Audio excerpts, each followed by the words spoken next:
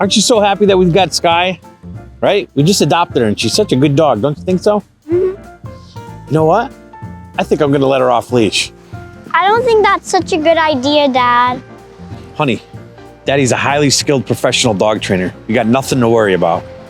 Okay.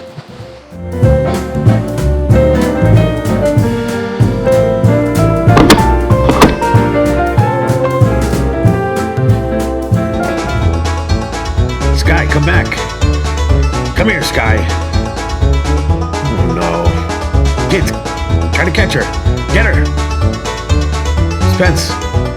Scarlett, go get her. Hey, come here. Sky, get over here. Get. I don't think we're ever gonna get Sky. Told you so.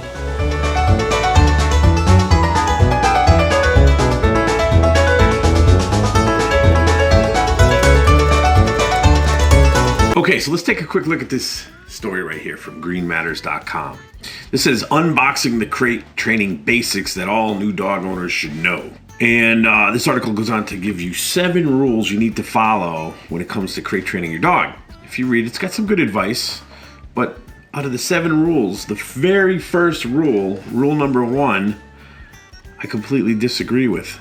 And it's not that I disagree with it because of my opinion or how I feel about this. It's because if you really look at dog training really is a science. And even though all dog trainers say, oh yes, what we do is backed by science, you'll hear that a lot, but that is not really what they're doing. What they're doing is they're giving you advice based on emotion. And a lot of the advice is false, because they'll tell you all kinds of things so that you avoid using any type of negative consequence, right? How many of you out there have come across videos or trainers, even some of the most popular trainers here on YouTube are big, all positive, anti-negative consequence type trainers. And that's kind of the agenda that's pushed in the dog training world. Really, it's bad advice. In fact, it's even what I would say unethical. Because look at this, very first rule number 1 on Green Matters. Never use the crate as punishment. How many of you have heard that before? Never ever use the crate as punishment. They say that if you use it as punishment, that it's gonna have all kinds of negative side effects, and that's what you hear about punishment in dog training all the time, is that there's fallout from using punishment. That there's big time consequences that will happen to the dog if you use punishment, that the dog will recover. So here's a little knowledge for you on punishment. When it says never use the crate as punishment, that dog trainer or any dog trainer that says that to you does not know what they're talking about, because the crate is always punishment. It's always, always, always punishment. And again, this is not based on opinion. This is not based on emotion. This is based on fact and science. So I want you to understand how this works, because again, I don't want you to just, oh yeah, okay, I'll believe him. I want you to understand how this works so that you know how to train your dog. So here's what you have to understand, is that when it comes to dog training, there's basically reinforcement and punishment. There's 2 ways you can reinforce behavior. There's 2 ways that you can punish behavior. And reinforcement always increases behavior. So if you want the dog to do a behavior, you apply reinforcement. You have positive reinforcement, you have negative reinforcement. Both forms increase behavior. Okay? Even though we hear negative reinforcement, don't confuse it with punishment. Negative reinforcement means increased behavior. Punishment, on the other hand, is to decrease or eliminate behavior. So you have positive and negative reinforcement. You also have positive and negative punishment. Yes, there's 2 forms of punishment. Negative punishment is when you take something away from your dog. So when you put your dog into the crate and latch that crate door, what have you just taken away from your dog? Yes, you've taken away the dog's freedom. Anytime you put your dog on leash, what are you taking away from your dog?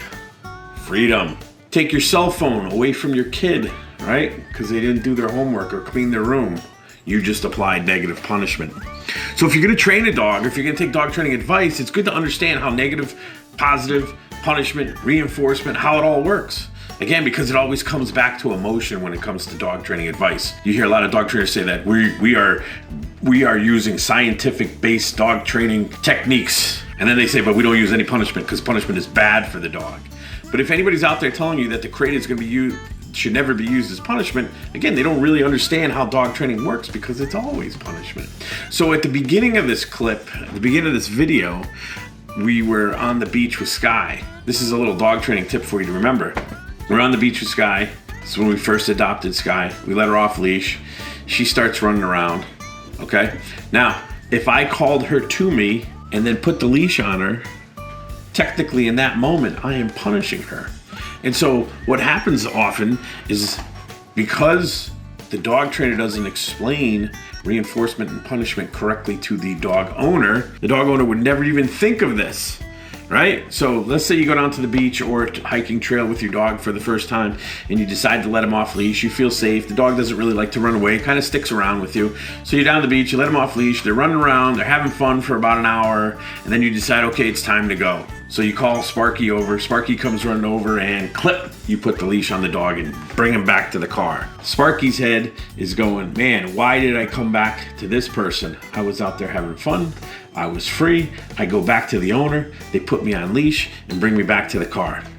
So what could happen is the next time you go to the beach, let your dog off leash, they're running around, they're free, they're having fun, the owner calls, and what's the dog remember? That's the guy that puts me on leash. That's the guy that punishes me for coming back to him. So now little Sparky runs the other way. You chase after Sparky for 45 minutes. And a lot of times when the owners chase the dog for 45 minutes, the first thing they do when they catch the dog is they punish them. So this is why it's so important to understand how reinforcement and punishment works. And that you can't just go on what you feel is right or wrong. You really need to go on how behavior works. You need to understand reinforcement increases behavior, punishment decreases or eliminates behavior. It's better for you to know that when you have a young puppy, calling them to you, putting them on leash, you've actually punished the dog. And what you want to do when you're calling the dog, because this is a behavior you want the dog to do, you need to be applying reinforcement. You need to make sure that the dog gets reinforced for coming to you. I worked with a lady who had invisible fence, and what she would do is she would let her dog out every morning while she got ready for work. When she was ready, she called the dog would come in, she'd bring the dog in the house, put him in the crate. After about 3 days, she let the dog out, she'd call the dog wouldn't come in the house anymore.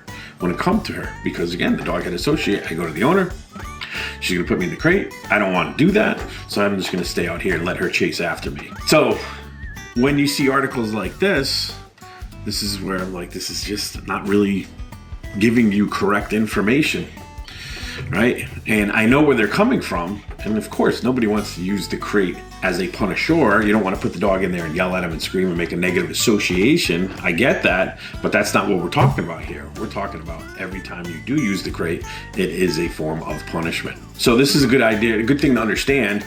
And in case you're thinking, well, how would I ever leave the beach if I can't call my dog and put him on leash? The way you would do it is you would call the dog, if you have a long line, 10, 15, 20, 30 foot long line. You would call the dog to you. You would put the long line on your dog. Then you would drop the line. You'd let him run around for a few more minutes. Then you go over, step on the line, pick it up, and walk back to your car. And you would do this in the early stages, because in the early stages, you want to make that right association. You want to make that right imprint. Coming to you is always for something good. You won't have to do this forever. I can be on the beach with my dog. I can call her, Sky. I can call her to me, put her on leash, bring her to the car. Because again, she understands the command through repetition, through reinforcement. By going off leash a lot, she knows that she's going to go again. So these are the steps that you want to follow when it comes to teaching your dog to come to you, and you're nervous about putting them on leash now, since you understand how negative punishment works. So we'll talk more about negative punishment, negative and positive reinforcement. I know it sounds all kind of geeky, and I guess it is, but if you understand how it all works, you're going to be much better at training your dog. So thanks for watching, and go out and have some fun with your puppy.